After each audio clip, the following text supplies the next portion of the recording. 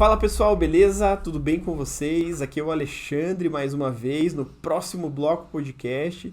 Esse já é o episódio número 161 e a gente vai conversar aqui com o Thiago. Depois vocês vão saber exatamente a história do Thiago. Mas antes de falar do Thiago, aquele avisozinho de Instagrammer ou de influenciador ou de conteúdos da internet, conteúdos internéticos. E é para vocês seguirem a gente nas redes sociais, Instagram, YouTube, coisas que ficam passando aí na tela. Só sigam a gente, isso é muito importante para levar esse conteúdo massa para mais gente. E lembrando também da Move, que é o nosso patrocinador oficial, que forneceu essas cadeiras para nós. O famoso Andrezão, cara foda demais, emprestou essas cadeiras maravilhosas para nós. Por isso que a gente sai daqui e não precisa ir no quiroprata. Então a gente tem conforto para gravar esse podcast. E eles não têm só isso lá na loja deles, que fica na Dr. Five, algum número aí que vai estar na descrição. Não decorei ainda, e talvez eu nem decore, não adianta falar para vocês. Mas procurem a Move no Instagram e procurem o contato deles, que vai estar na nossa descrição aqui, porque eles têm um mobiliário corporativo show, para não deixar os projetos sempre iguais, parecendo um postinho de saúde. Então, vocês podem inovar com peças assinadas, com peças diferentes, marcas boas, com um atendimento super diferenciado que só o André consegue entregar, porque as outras lojas, mais ou menos, né? Vocês sabem. Se vocês têm parceria com outras lojas, façam um segundo orçamento lá com o André, conheçam os produtos dele, porque vale bastante a pena, tá? Não é só porque ele forneceu essas cadeiras aqui, eu conheço o André há uns 125 anos, mais ou menos, e ele sempre foi uma pessoa, gente boa pra caramba, entende muito desse mundo corporativo e com certeza vai conseguir ajudar vocês nos projetos mais malucos, tá? Pode levar, sabe aquela bucha, tem aquele projeto que é uma bucha, né? Que você, não vou nem passar pro fornecedor que ele vai ficar maluco. Esse projeto que o André quer. Será que ele quer isso? Mas agora você quer, André. Esse projeto que você quer e esse projeto que você vai resolver, porque você sempre conseguiu resolver os problemas de geral.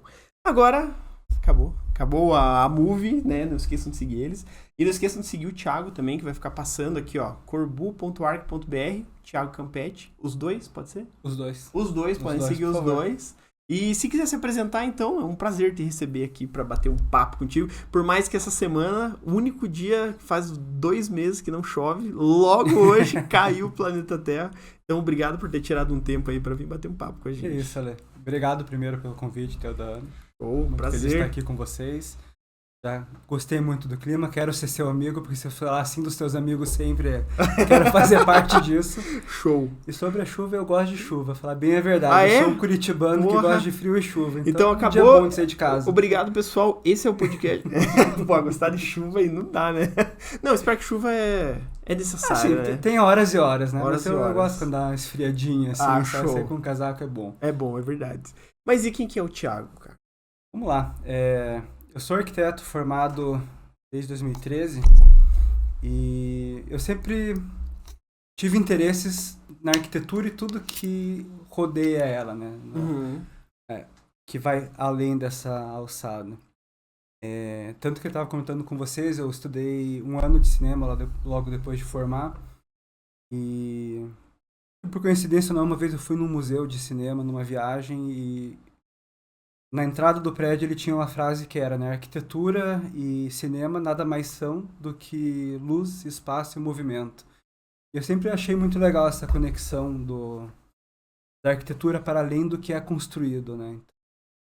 Do que significa, do impacto que tem, das vivências que causam. E em 2015 eu entrei para o escritório que era da minha mãe, que também é arquiteta. Hoje ela já não atua, né? Ela foi para arte cerâmica. E a gente fundou na época o Estúdio Campetti. Que é legal pra caramba, cerâmica também ela faz joias cerâmicas, negócio joia muito cerâmica, legal. Todo manual é uma coisa massa. incrível. Como é que é o nome da... Ela tem uma loja virtual? Tem, assim, Marte, M-A-R-T-T-I, né? Márcia Campetti. Marte Joias. Show. Ó, já vai dar pra colocar um link aí. Você consegue colocar, né, Ana? Coloca aqui, ó. Um link aqui, ó. Nesse lugar. Mas foi E ela trabalhava já há anos na área. E eu entrei em 2014 para 2015. Começamos a trabalhar junto. E nesse período ela já estava se interessando pela cerâmica. E naturalmente ela acabou direcionando o esforço dela. Quando veio a pandemia, muitas coisas na nossa organização mudaram. E a gente fechou o estúdio Campete, a Márcia se mudou, né? Saiu de Curitiba, foi viver da arte dela na praia. E aí, em 2020 e 2021, eu recomecei todo um processo profissional um pouco mais individual.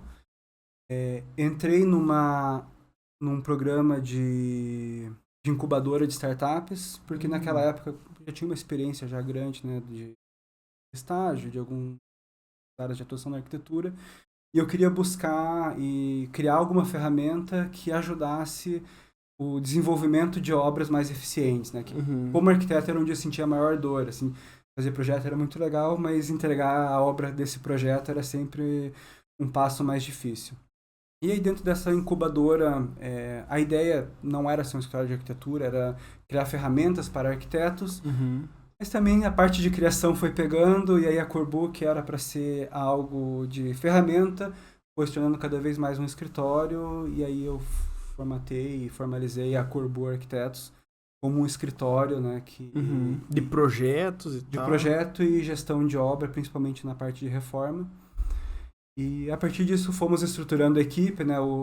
Hoje eu tenho dentro do escritório, além de mim, 3 arquitetos, mais os estagiários, então é uma equipe hoje que é um pouco mais multidisciplinar, cada um atende numa área, e isso faz parte também do processo de ter obras mais eficientes, né? De descentralizar um pouco a responsabilidade.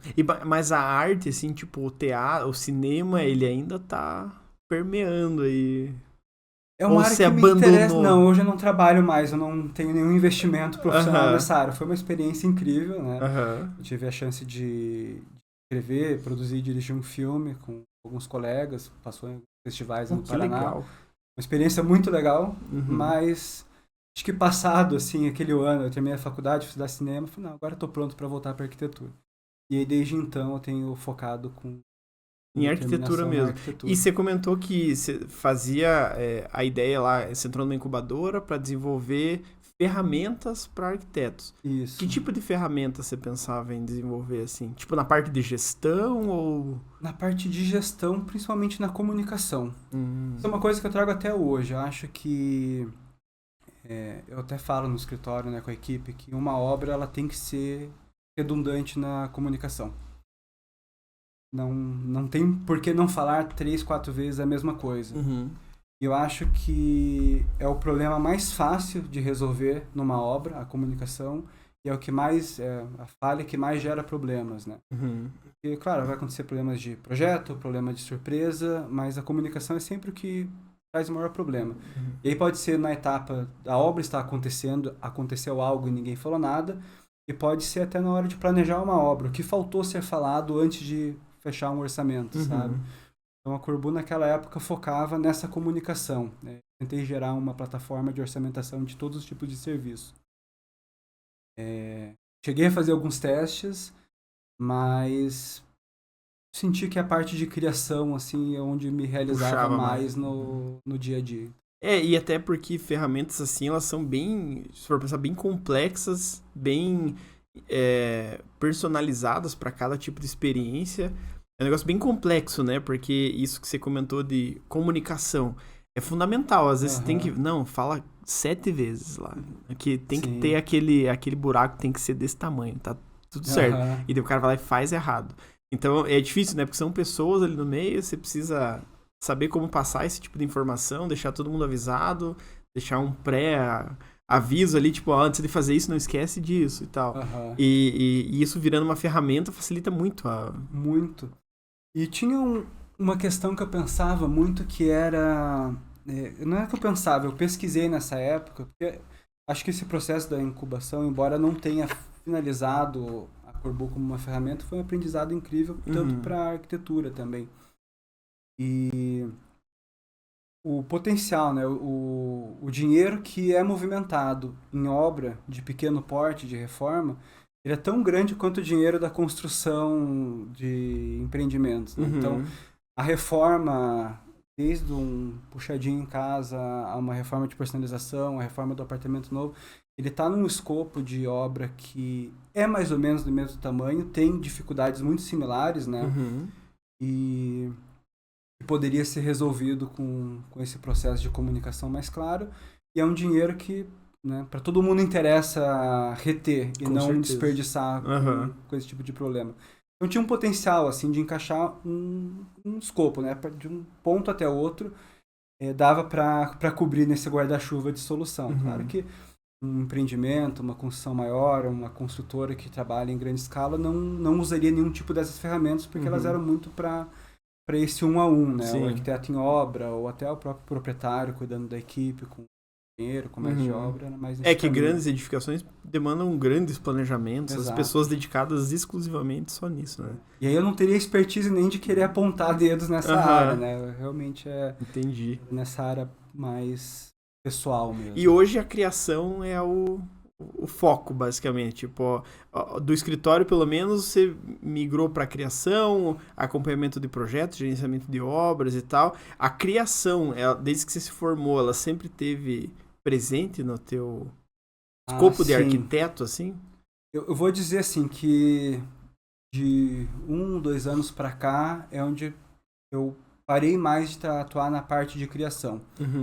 E acho que também é um processo natural, assim, hoje eu trabalho na condução das equipes, de... Condução da criação. Exato, de orientar como interpretar esse cliente, de como entender o que ele falou e até onde esse leque abre, porque acho que é importante também dentro de um escritório ouvir o cliente e desafiar o cliente ao mesmo tempo, né? E não por meio de força, mas para... A gente como arquiteto, a gente enxerga o espaço de uma forma, a gente enxerga possibilidades e, queira ou não, a experiência vai linkando soluções de espaço com resultados na vida prática da pessoa. E aí eu digo, por exemplo, assim, bem simples, mas a gente está com um projeto hoje no escritório, está começando agora o desenvolvimento, e o cliente veio com referências retas, rígidas, minimalistas, mas e um apartamento de uma reforma, um apartamento de 200 metros quadrados. E tinha algo ali que não encaixava. E a gente sentou e falei, vamos fazer um teste. Vamos colocar uma parede curva, solta no meio da sala.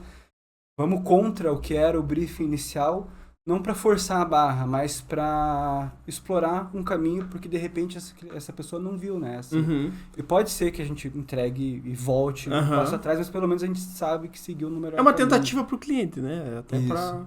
Então hoje a minha parte, assim, pessoalmente na arquitetura, tá em enxergar um pouco mais de cima e auxiliar a equipe que está desenvolvendo, né, esse contato mais direto com o cliente.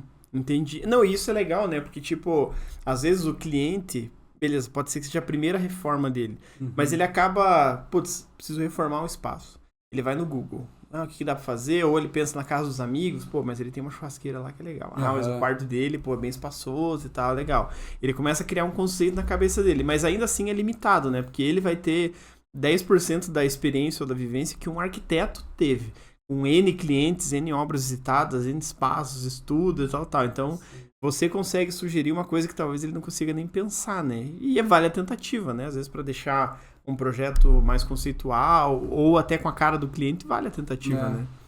Isso, eu acho que tanto para agradar ele como para funcionar para ele também, né? Uma coisa que eu acabo frisando muito, né? E acho que todos os arquitetos, meus colegas, no podcast, né? Muito do pessoal falando qual é o processo de briefing, né? Acho que é uma coisa que hoje os arquitetos pensam muito, né, em briefing. E é, claro, uma das ferramentas mais poderosas, né, de contornar eventuais problemas em obra. Mas esse briefing entender qual é o motivo, né, de uma construção ou de uma reforma. Eu comentei que eu trabalhei em um período, foi um cliente meu que era psicólogo e ele gostava muito da área da arquitetura. E a gente desenvolveu por um tempo um trabalho que era investigar por que as pessoas reformam, né? E a gente percebeu, assim, um estudo formalizado, mas a gente percebeu que a maior parte das pessoas não reforma porque quer um espaço mais funcional, necessariamente, né? As pessoas vão reformar porque querem resolver algo pessoal, querem se sentir de uma maneira diferente, querem alcançar o que algum conhecido alcançou.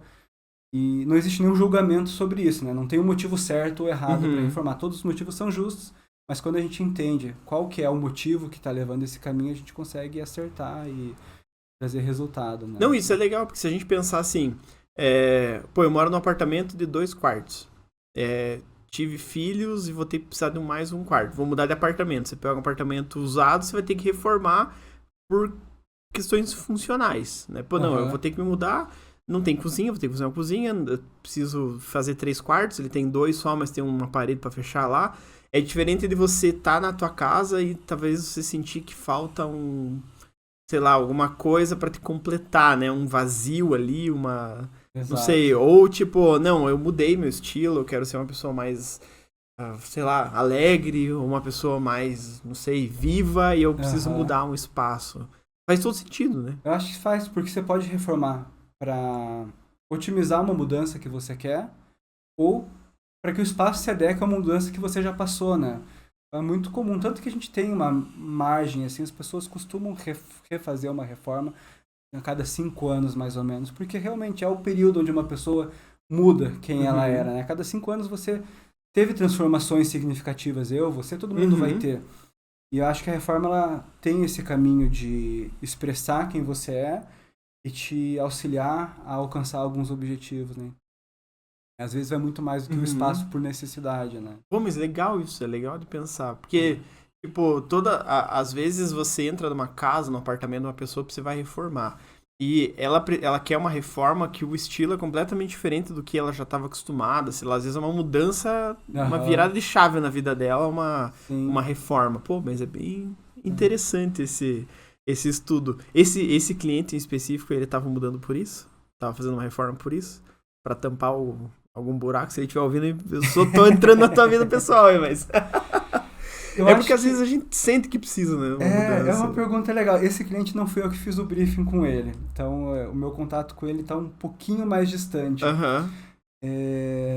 Mas é curioso porque ele, na primeira conversa que eu tive, ele disse, olha, a gente não sabe exatamente se a gente fez uma boa escolha, mas a gente queria morar numa região mais central e ter mais espaço e faria sentido pra gente estar num apartamento. Eles saíram de uma casa e eles compraram um apartamento grande o bastante para não ter um impacto da mudança diária. E eles estavam muito em processo de... Não de questionar a escolha, mas de questionar qual vai ser o resultado disso, sabe? E são pessoas, assim, que se interessam muito já pelo design de interiores. Eles já vieram com uma seleção de peças de mobiliário. Tinha uma bagagem já. Exato. Pô, eles têm referências de marca, de estilos de design, que é muito fácil de conversar com eles. Mas, até agora, o objetivo a gente ainda está explorando. Até porque eu acho que faz sentido, como arquiteto, a gente abandonar a ideia de que em um dia de briefing você entende o cliente, sabe?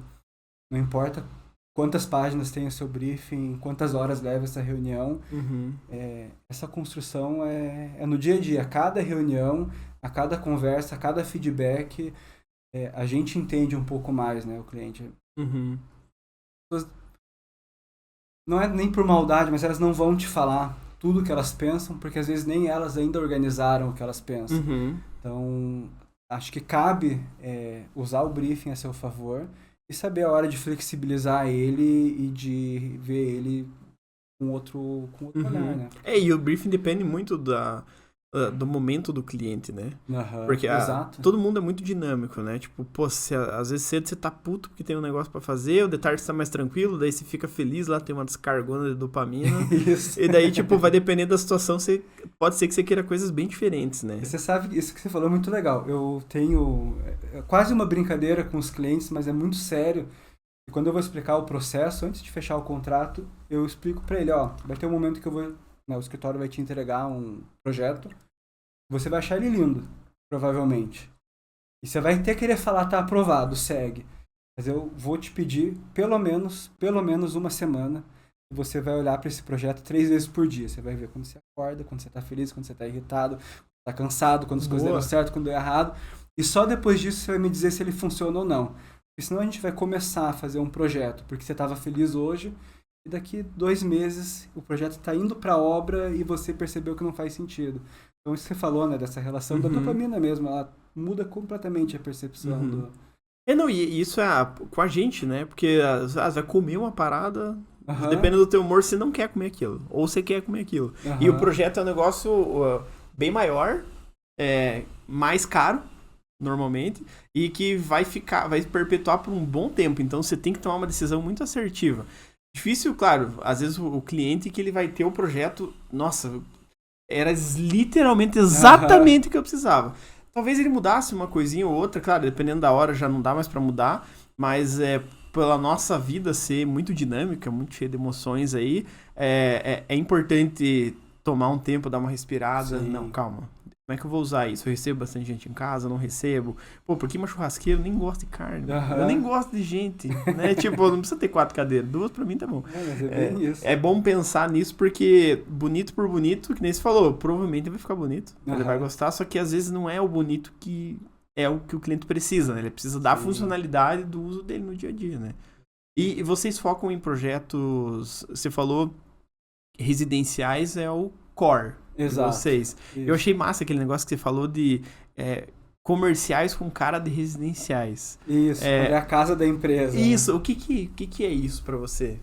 Tem uma frase que eu nem divulgo ela, mas eu uso no meu dia a dia, quando eu tenho que analisar o que eu tô fazendo, que era, né, em sua casa você deve se sentir inspirado ao acordar, acolhido ao retornar e era motivado ao dormir. Essa relação, né? Qual é a função da casa? É óbvio, como arquiteto, eu enxergo isso de várias maneiras, mas eu acho que 100% das pessoas têm uma relação, né, com a casa delas e o que ela significa e o que ela provê para a pessoa. E aí tem a arquitetura, né, o projeto de varejo, que ele tem que incentivar, ele tem que criar alguns gatilhos que não necessariamente é de uma residência, né? Às vezes incentivar o consumo, às vezes incentivar a permanência, às vezes, pelo contrário, incentivar o giro, a não permanência. Eu acho que são elementos que se pensa muito que não é necessariamente a filosofia de uma casa. Quando as pessoas pedem projeto, me perguntam, você faz projeto comercial? Eu falo, faço, quando esse projeto é a casa da sua empresa. É um lugar onde a sua empresa seja inspirada de manhã, acolhida no retorno, motivada a voltar no dia seguinte. Então, se a função é essa, a gente trabalha no comercial e a gente, por ter essa visão, os feedbacks são muito bons. Assim, tem projetos que já estão com mais de 5 anos, e até hoje eu vejo, né, os clientes, eles chegam de manhã, story de manhã, estamos chegando aqui no escritório, mostra... E as pessoas já viram aquilo, não é uma novidade, mas como tem essa relação, é recorrente porque não é só para mostrar, é porque se sente bem. E em alguns casos, quando é um projeto muito focado em varejo, se eu vejo que tem objetivos muito claros, eu acabo até direcionando para algum colega, porque eu sei que vai atender o cliente de uma maneira mais eficiente e eu acho que tem isso também, de saber onde é a nossa área de atuação. Exato, sabe? E isso tem que ter uma consciência muito certa, né? Do que você executa, por que você executa. Porque senão a tendência, eu acho que das pessoas que não analisam isso com frieza é pegar o que vier. Exato. Não, é um projeto nada a ver, tipo, você nem quer fazer, você não gosta, mas você vou fazer, é projeto, são business, eu tenho que fazer e tal. Mas, putz, eu acho que a arte, ela tá muito interligada com a arquitetura e tudo, cinema e tudo. Então, tipo, é um negócio que você tem que tem que ter prazer em fazer, em executar, porque senão, sei lá, fica tudo muito frio, né? Muito... Tá, isso que você quer? O que você quer que mude aí? Não, vou mudar aqui. Ah, então tá aqui, ó, tá alterado. Toma, mas né, fica... Não sei, é legal, mas acho que com o tempo vai enjoar, talvez, né? A pessoa vai ficar meio sacuda.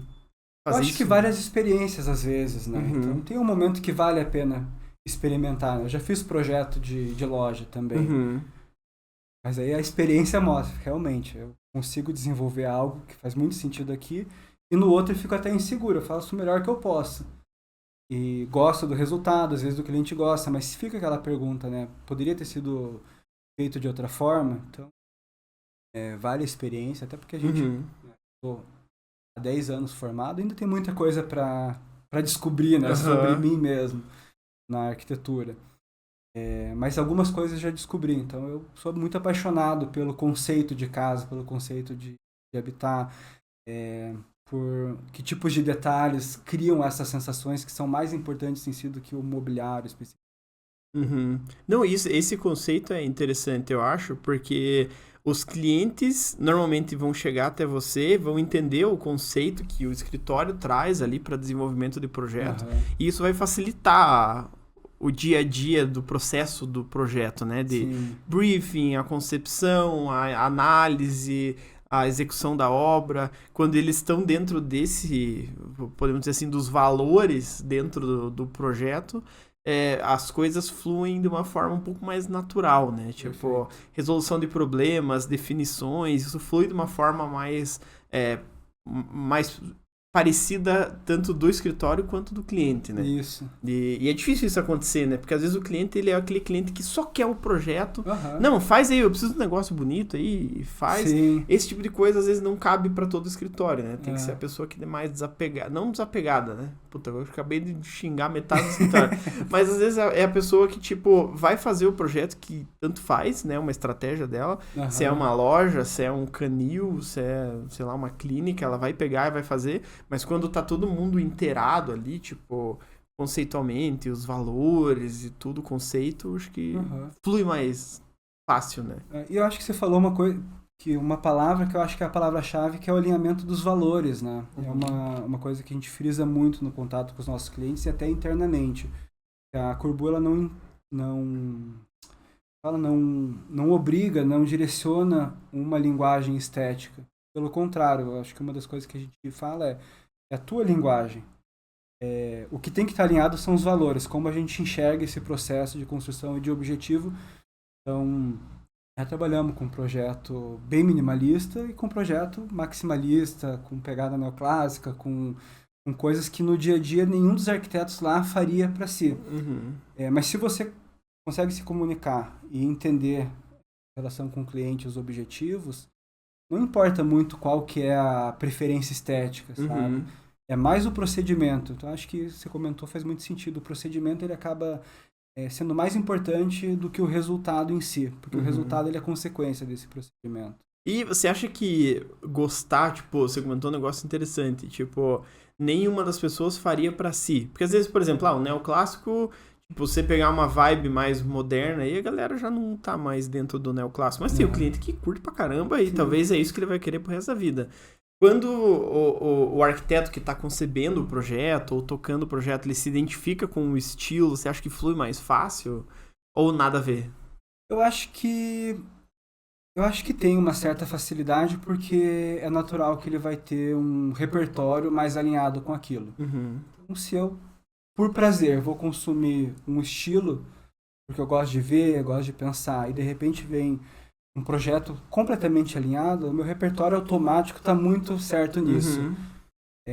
Mas eu acho que isso pode ser uma vantagem em um projeto, né, ou em uma série de projetos, mas no conjunto de experiência eu acho que acaba se limitando um pouco. Então eu até gosto quando vem coisas que eu não tinha pensado ainda. Então, legal, vou explorar esse caminho, né? E quando você cria essa empatia com o cliente e foca nos objetivos dele, você vai se ver detalhando recorte de moldura de pedra como se fosse o teu projeto de vida, porque você está muito imerso naquele objetivo junto com ele. Não, isso é legal, né? Porque, tipo, quando você se identifica pra caramba com o projeto, acho que naturalmente você vai tentar entregar mais que o melhor, né? Exato. Tipo, você vai estar desenhando o friso da pingadeira do não sei o que lá, tipo, um negócio que já é pronto, mas não, vamos colocar ali e tal. E eu acho que essa paixão que quando um escritório consegue demonstrar, o cliente consegue enxergar facilmente, né? Tipo, foge um pouco do caráter técnico, tipo, não, você manja muito, foi o melhor aluno, tal. É diferente ter esse conhecimento, mas demonstrar isso como, tipo, não, eu fiz questão de fazer esse detalhamento aqui, essa vista, porque, tipo, eu acho que é muito importante o marceneiro entender como é que é esse painel aqui para executar do jeito que tem que ser, parafuso no lugar certo para dar o acabamento. E o cliente percebe isso, né? Ele percebe, ele começa a enxergar o mesmo valor que você, né? Então, acho que você deu um exemplo, assim, a gente teve um projeto que... Esse projeto foi muito legal, porque o cliente ele veio com referências que eu gostava, uma linguagem bonita, contemporânea, e a gente fez um projeto redondinho, né? Todos os elementos, ele olhou e falou, você fez tudo que eu pedi, né? Aí eu falei, fiz, ele, e não é isso ainda, né? Aí eu falei, não é... E agora? Aí, então, vamos voltar e vamos discutir. E aí, fiz uma versão, ele, não é isso. E aí eu tava batendo a cabeça, mas não porque eu queria só entregar, porque eu falei, eu entendi o que ele quer, eu quero alcançar isso com ele. Uhum. E aí foi num dia, assim, testando, eu falei, eu vou pensar diferente. Aí pintei móvel, parede, teto, tudo de azul, assim, uma caixa azul. E eu falei, cara, nada a ver com o que ele pediu, mas parece certo. Uhum. Aí marquei a reunião, aí ele falou, cara, você surtou. E eu gostei, vamos fazer isso. Fizemos. E aí eu fiz um detalhe de serralheria, tipo, era bem isso. Era um estúdio de 27 metros quadrados. Difícil, né? Projeto Difícil. Uhum. E ele tinha uma exigência que era, eu comprei o estúdio, eu posso demolir inteiro, mas o guarda-roupa eu quero manter. E ele só cabia bem no meio, sem brincadeira, no meio. A gente fez um painel de serralheria com 2 camadas, um espelho, um vidro canelado para a sensação de transparência, mas não ficar muito rígido e tal.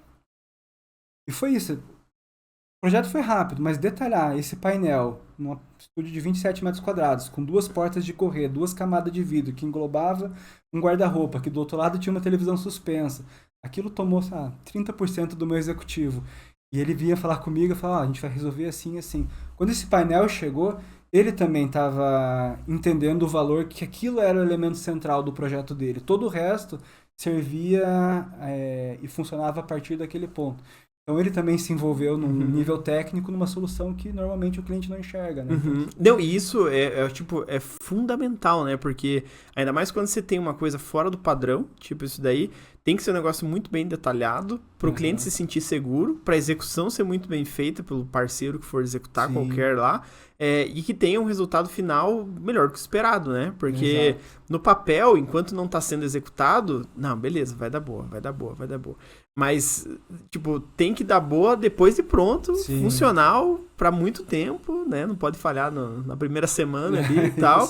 E ainda mais um apartamento desse tamanho, você tem que integrar tudo num espaço menor, né? Então, é um pouco mais complexo, talvez, de conceber o projeto do que um apartamento onde é tudo bem definido, né? A cozinha é aqui, vai ter uma cozinha tradicional, a sala é aqui, que vai ter o sofá, o painel tradicional, quartos, tem guarda-roupa e a cama, a suíte vai ter um banheiro lá. É tudo muito ok, vai ser mais ou menos assim, o layout a gente já tem, mas num apartamento menor é uma briga, né? É uma briga, mas eu tenho essa coisa, assim, que eu gosto, quanto mais restrito é o espaço, mais interessante é o projeto. Nossa, vai vir aquele pessoal lá que vai morar numa caverna, eu quero só ver.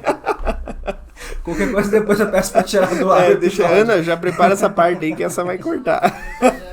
Mas olha só, esse projeto fluiu bem. Foi um processo aí de 3 meses de desenvolvimento, mas que fluiu muito bem, todo mundo saiu surpreso. Esse cliente me ligou, acho que não deu um ano depois, ele mandou uma mensagem assim, querido, muito obrigado, porque tô indo passar um tempo fora e não deu tempo de virem na imobiliária fotografar, eu já aluguei o apartamento pelo dobro do preço dos meus vizinhos, com fila de espera se alguém desistir, assim. Caramba! Então, o fato de ser interessante, ele causou um resultado que se alastrou, né?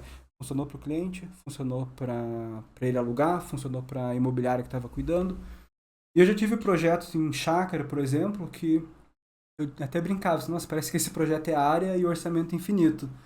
Mas era tudo tão possível que era difícil de saber se aquela era a melhor opção.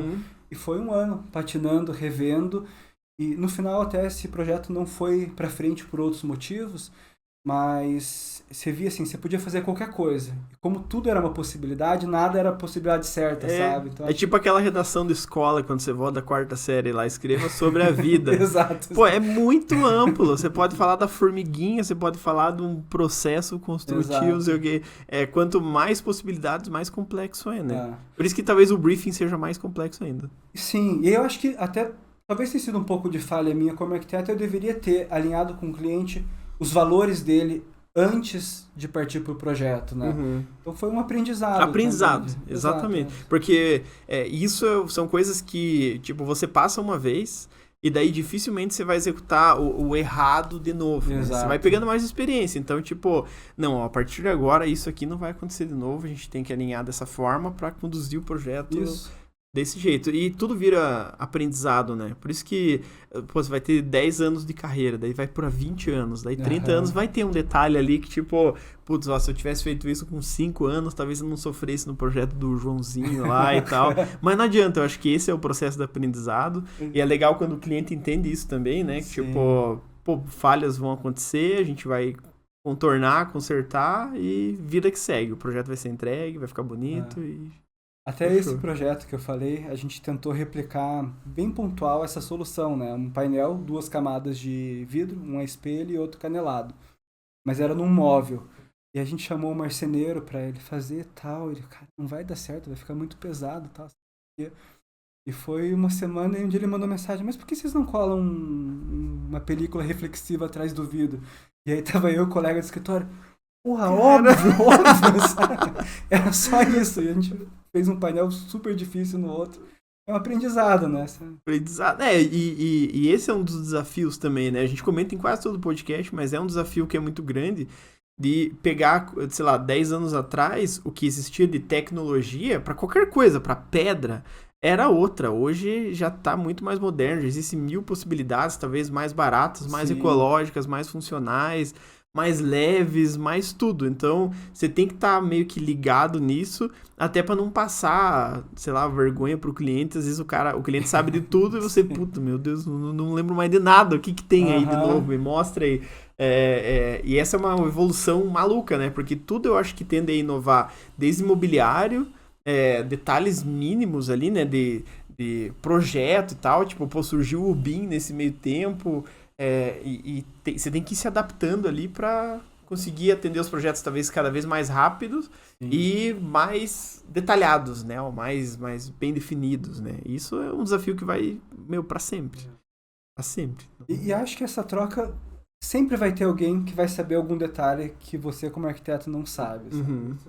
Antes eu até ficava meio assim, pô, que disso. Hoje eu já aceitei, assim, tem tanta coisa, tá tudo bem eu aprender às vezes com o cliente, eu aprender com alguém da equipe de obra, com o fornecedor. Fico até feliz, que bom que você trouxe a solução. Vai incorporar, Vai incorporar. E a troca acontece também, né? Às vezes vem um cliente com uma ideia muito amarrada, você fala, pô, mas já tem soluções assim, e a pessoa tem pensado nisso, né? Mas faz parte da vida. Exato. Mas, cara, obrigado pelo teu tempo, então. Eu que agradeço. E esse é o nosso podcast. É um prazer estar aqui de novo. Capaz, obrigado, prazerzaço te receber. E, pessoal, obrigado aí quem acompanhou a gente até o final. Não esqueçam de seguir a gente nas redes sociais, não só a gente, como o Thiago e a Move também. Acompanhem aí os próximos episódios. A gente fica por aqui. Até a próxima. Falou, valeu. Valeu.